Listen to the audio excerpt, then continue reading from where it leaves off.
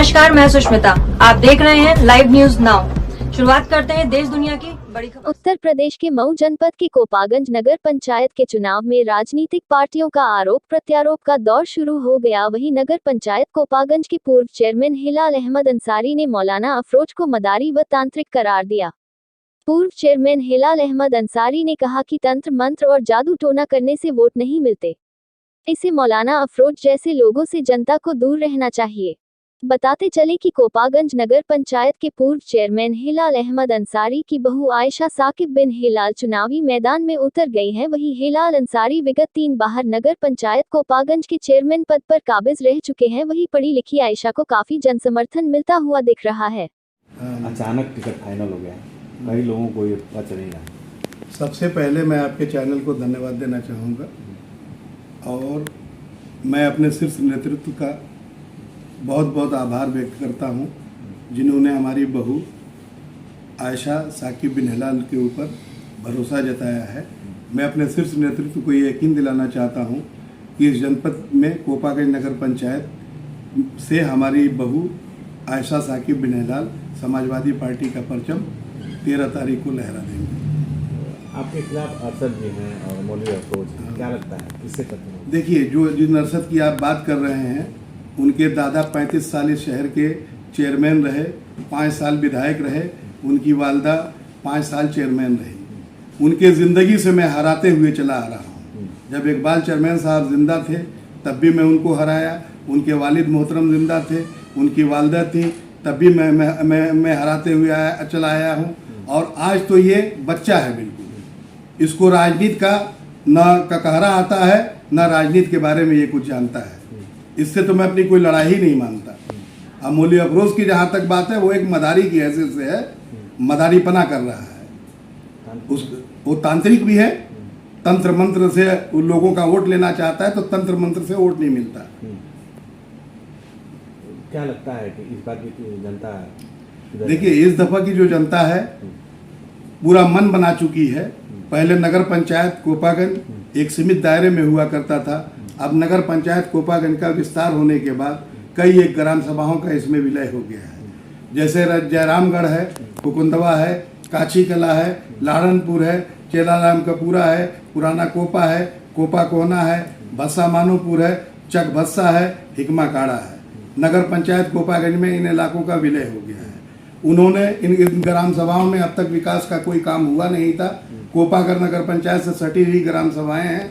हमारे विकास को देख करके वो हमारे ऊपर भरोसा और यकीन करते हैं और वो हमें भरोसा दिला रहे हैं, हमारी बहू को भरोसा दिला रहे हैं, हमारे बच्चे साकिब बिन हिलाल को भरोसा दिला रहे हैं। जिस तरीके से आपके वालिद मोहतरम नगर पंचायत का विकास किए हैं, मुझे उम्मीद और आशा है कि आप भी इन इलाकों में जहाँ नाली नहीं है, जहाँ खड़ंजा नहीं है, जहाँ मार्ग प्रकाश की व्यवस्था नहीं है, जहाँ पेयजल की सुविधा नहीं है, उन सारी सुविधाओं को दे करके इस नगर पंचायत को पूरी तरीके से विकसित करके दिखाएंगे। ये आपके ऊपर हमें भरोसा और यकीन है और मुझे यकीन है कि आने वाली 11 तारीख को अपना बहुमूल्य वोट दे करके नगर पंचायत कोपागंज की आवाम हमारी बहू आयशा साकिब हिलाल को भारी बहुमत से जिता करके नगर पंचायत कोपागंज का चेयरमैन बनाएंगी और वो मेरे नक्शे कदम पे चल करके विकास को और ऊंचाई और बुलंदी तक लेकर के जाएंगी, यकीन दिलाना चाहता हूँ। हर बाप अपने बेटे को कुछ बनता देखना चाहता है। देखिए, हम लोग 25 साल से हम लोगों का राजनीतिक जीवन है। 23 साल हो गया मुझे चेयरमैन बनाते हुए और बनते हुए, और मैं मरीज हो गया हूँ। मेरी मजबूरी है कि हार्ट का पेशेंट हूँ मैं, घुटने में मुझे तकलीफ रहती है और भी कई एक बीमारियों से मैं जूझ रहा हूँ। मैं जनता के बीच में मैं अंदर से बहुत दुखी रहता हूँ। कोई जब बीमार पड़ता है, कोई जब परेशान होता है, उनके बीच में जाने के लिए तो अपनी बीमारी को देखते हुए मैं नहीं जा पाता हूँ, तो मुझे बड़ा दुख और कष्ट होता है। इन 5 सालों में जहाँ भी आना जाना हुआ है, शादी हो, ब्याह हो, मरना हो, जीना हो, ज़्यादातर जगहों पे मेरा बच्चा साकिब बिन हिलाल, मेरा लड़का, वो आता जाता है, वो लोगों के बीच में रहता है। वो यंग है, नौजवान है, MBA कर करके एजुकेटेड है, उसकी बीवी भी MBA की हुई है और इटालियन ज़बान से वो ग्रेजुएशन की है उसकी बीवी। तो पढ़े लिखे यूथ हैं और नौजवान हैं, उनका भी वक्त है। 25-30 साल वो लोगों के बीच में अपना कीमती समय दे सकते हैं और काम कर सकते हैं। मेरा मकसद ये नहीं है कि मैं उनको चेयरमैन बना करके लोकसभा का चुनाव लड़ना चाहता हूं, चाहे विधानसभा का चुनाव लड़ना चाहता हूं। मैं उनको मार्गदर्शन हमेशा देता रहूंगा और जो कुछ मैंने, जब मेरी जनता, मेरी आवाम ने मुझे जो इज्जत दी है, जो शोहरत दी है, मैं हमेशा उनका मान सम्मान बढ़ाऊंगा और अपने बच्चे को विकास के रास्ते पे चलने के लिए जो मैंने संस्कार दिया है उसको बताऊंगा और उसको पीछे से बैकिंग करता रहूंगा। चुनाव जहां तक विधानसभा लोकसभा लड़ने की बात है तो ये साकिब की मंजिल कोई नगर पंचायत नहीं है, उम्र उसकी लड़ने की है। मैंने सत्ता का हस्तांतरण होने जा रहा है और उसको वो राजनीति नहीं करना चाहता था। मैंने उसको प्रेशर डाल करके राजनीति में आने के लिए मजबूर किया। नहीं, घर ही सब कुछ नहीं होता है। जब पेट पालना तो पालने के लिए तो जानवर भी अपना पेट पाल लेता है। इंसान तो वो है कि जो दूसरों के लिए जिए, अपने लिए अगर जीते हो तो वो, मैं तो उसको इंसान ही नहीं मानता। आदमी तो वो है कि जो दूसरों के लिए जिंदा रहे। तो दूसरों की भलाई के लिए काम करो, दूसरे के लिए फलाह बहबूदी के लिए काम करो। तो नगर पंचायत चूंकि सेवा करने का एक माध्यम है जनता का, इससे राजनीतिक सीख हासिल होती है और आने वाले दिन में वो राजनीति करेंगे और राजनीति की लंबी पाली साकिब बिन हिलाल के लेंगे। उनको मऊ विधानसभा से समाजवादी पार्टी का विधायक भी बनना है और लखनऊ तक भी जाना है। और अवसर मिला तो मैं नहीं, विधानसभा का चुनाव साकिब बिन हिलाल लड़ेंगे। मौका मिला, अगर पार्टी उनके ऊपर भरोसा और विश्वास जताई तो लोकसभा के प्रत्याशी भी वो घोषित लोकसभा से बनेंगे। ये मैं यकीन दिलाना चाहता हूँ। एक मुश्किल दौर गुजरा है इस बीच के कार्यकाल में, कोरोना का 2 फेज निकला है। बहुत अच्छी बात। क्या लगता है कि इसका भी असर पड़ेगा? नहीं, देखिए, बहुत अच्छा सवाल है। ये कोरोना महामारी जो थी, ये पूरे बैनुल-अक़वामी वर्ल्ड पैमाने पे ये बीमारी थी। इसकी वजह से जो निर्माण कार्य पे शासन द्वारा रोक लगाई गई थी, 2 साल में शासन द्वारा कोई भी निर्माण का काम की अनुमति नहीं दी गई थी। तो हमें जो धन मिलता था, नगर पंचायत को राज्य वित्त आयोग से जो धन मिलता है, उससे हम वेतन देते हैं, उससे डीजल देते हैं, उससे और भी जो नगर पंचायत के अखराजात होते हैं वो खर्च करते हैं। जो शेष पैसा बचता है उससे हम निर्माण कार्य करते हैं। क्योंकि 2 सालों में जो निर्माण कार्य नहीं हो पाया, उन पैसों को बचा करके हमारे शहर की हमारे जनपद की एक बहुत बड़ी समस्या थी।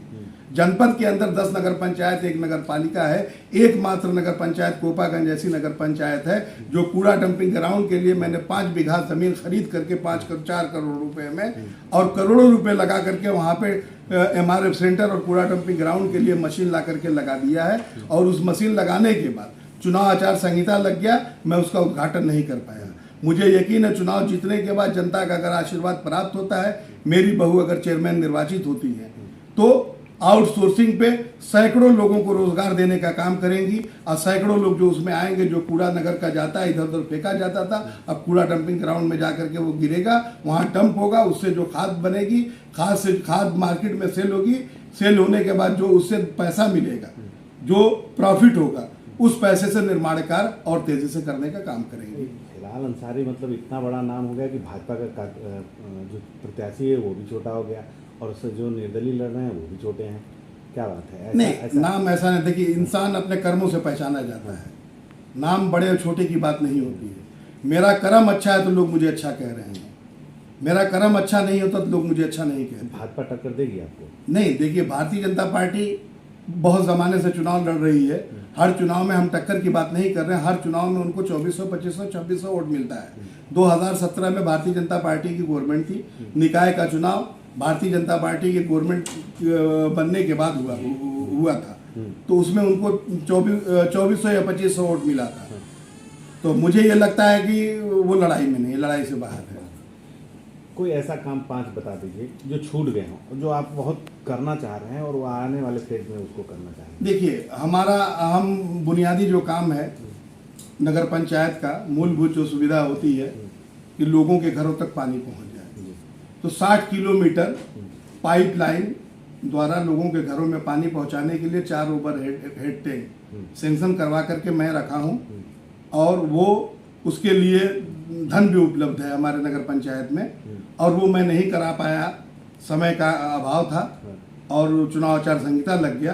तो मैं आने वाले वक्त में अगर मौका अवसर मिलता है मुझे, तो उस काम को मैं करवा करके हर घर तक पानी पहुंचाने का काम करूंगा। ये मैं पहली प्राथमिकता है। नगर पंचायत एक छोटी यूनिट होती है, उसके पास कोई अतिरिक्त धन नहीं आता है जिससे हम इंजीनियरिंग कॉलेज खोल पाए या स्वास्थ्य के कोई बड़े केंद्र खोल पाए। हम माननीय मंत्री जी हमारे जनपद के हैं, बहुत अच्छे इंसान हैं, मेरे आदरणीय है, मैं उनका सम्मान और आदर करता हूं और मैं अपनी जनता के लिए, अपनी आवाम के लिए, अपने आदर्श नगर पंचायत के लिए उनसे जनता की बात को ले आकर के कहूँगा कि हमारे नगर पंचायत में एक बेहतरीन इंजीनियरिंग कॉलेज, मेडिकल कॉलेज की स्थापना करें। उनसे मैं मांगूंगा, ये मेरी कोशिश होगी। और यहाँ के स्वास्थ्य केंद्र के लिए भी मैं कहूँगा एक अच्छा स्वास्थ्य केंद्र हो, जो हमारे गांव के शहर की बहन बेटियाँ मऊ जाती हैं, जहाँ इलाज कराने के लिए हमें बड़ी दुश्वारी का सामना करना पड़ता है, हमारे नगर पंचायत के अंदर ज़मीन मैं उपलब्ध कराऊंगा, जैसे भी होगा, चाहे खरीद करके, चाहे अगर इसमें सरकारी ज़मीन होगी तो उसको एक्वायर करा करके वहाँ पे मैं कोशिश करूँगा बनवाने के लिए। ये मेरी कोशिश और मेरा प्रयास है।